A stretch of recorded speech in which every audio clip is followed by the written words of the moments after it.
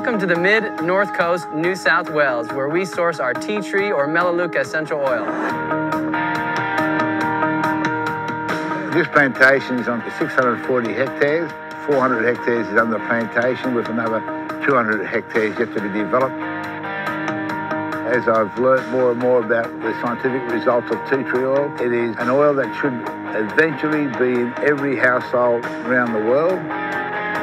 We've been able to spend the afternoon learning more about the plants and seeing how it's grown, seeing how it's harvested. And it's an amazing operation of a group of people who have come together with a passion for tea tree oil. This is where the plant is actually indigenous. Everywhere else is taking its seeds, taking its plants from here.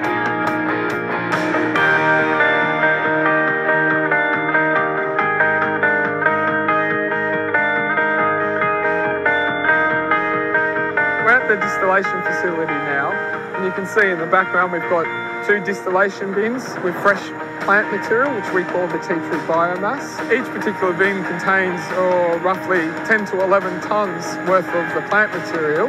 What's happening is that we're sending steam from the boiler underneath each bin, and the steam is distributed evenly at the bottom of the bin, and it naturally rises up through the plant material.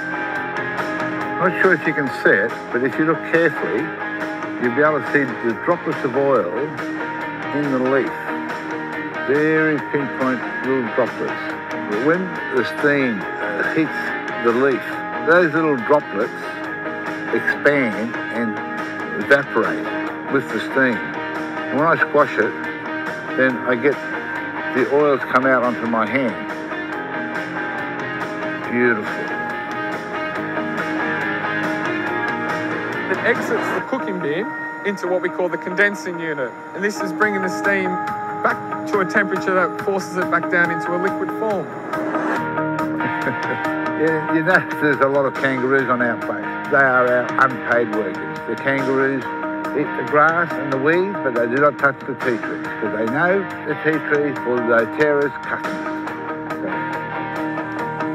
So the tea tree biomass, which has been taken from the fields, has since been distilled and dumped into this location, and it's left here to cool down. The majority of it we reapply back onto the plantation, because as you harvest you take the nutrients from the ground, and this is our opportunity to directly put back those nutrients.